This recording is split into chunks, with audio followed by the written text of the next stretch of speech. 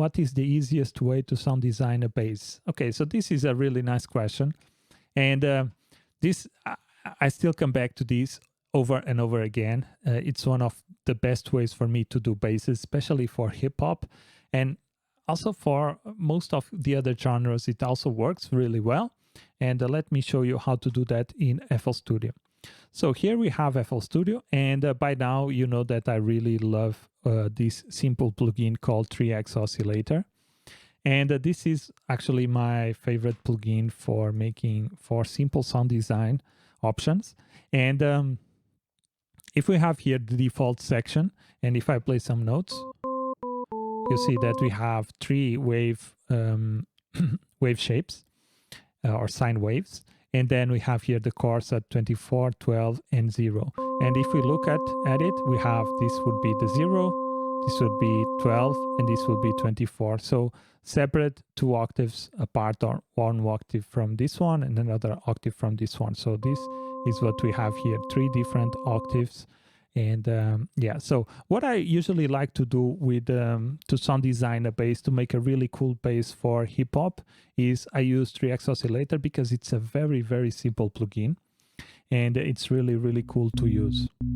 And as you can see, just without messing with it, we have a really cool sine wave bass. As you can see, I'm playing the lower notes. Let me show you here. I'm playing C3. But one of the things that I really like to do is change here the chords or the pitch of the oscillator. So I like to put them all at 0. And now we see that we have a very low end. So let's go 1 octave higher. So what this did was it put all the 3 sine waves into a single one. So it has a little bit more energy. But now I want to change the waves. So what I like to do is actually do this diagonal sequence. So in this one, I use the sine wave. In the second one, I use the square wave. And in the third one, I use this kind of, I don't know what's the name of this one, because it has that curve there. But now I need to lower the volume here. Let me see. I think this would be enough. So as you can see, now we have a bunch more frequencies here. And this sounds okay, but for a bass, it wouldn't be the best option. But why I do this? I do this because this adds, especially the square waves, they add a lot of higher harmonics, and it adds a little bit of texture to the bass. So now I just need to do a high cut or a low pass filter. And to do that, we have some options here. As you can see, we have the filter, and this is the fast low pass. So what we can do is move this mod X knob. And I like to put it somewhere around there. And now we have some really cool bass. And this bass has a little bit more texture than just a single sine wave. So let's see the sine wave. You could still use this one, of course, for a more pure tone, but I like to have that buzziness or that extra harmonics. It just makes the bass a little bit more interesting.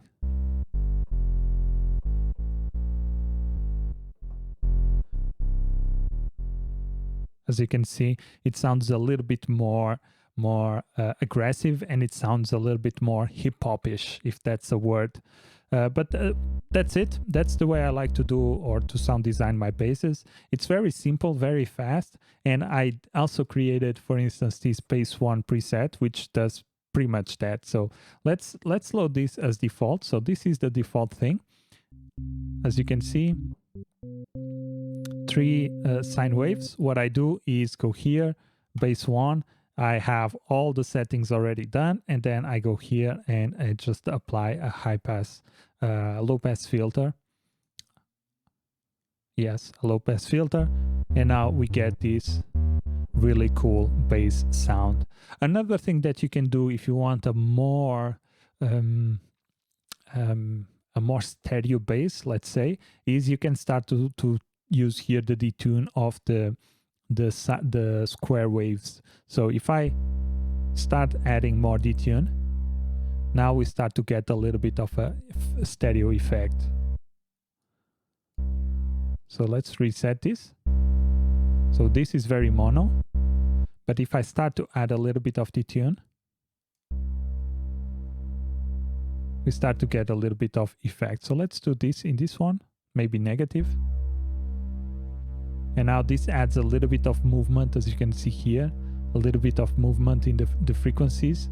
And because they are detuned, they are cancelling each other. And this kind of creates a stereo involvement of the track, of the synth, and it makes this sound a little bit more stereo. This would be nice to do in, for instance, in dance music tracks where you want your stereo, you want some bass in the stereo to give a little bit of a effect, maybe. But for hip hop, I would recommend to just leave it as mono. This would be the best one, because hip hop tends to be a very mono, and the bass tends to be very, very mono, and you want it to be strong and mono so that it plays well with the kick. And of course, that also requires some good mixing in the low frequencies, but that's another topic. And yeah, I think that's it for this one on how to do the how to sound design, or the easiest way to sound design a bass. So if you don't want to go through presets trying to find the best bass, you can just use this one, and I'm more than sure that this will help you in most of your tracks, because I can tell you that in all the hip hop beats, all the tracks that I do, most of them have a 3x oscillator as a bass. Sometimes if I want like a more live bass, I use a different plugin. But if I want a very solid with a really cool low end, I go for 3x oscillator, and I use this preset thing.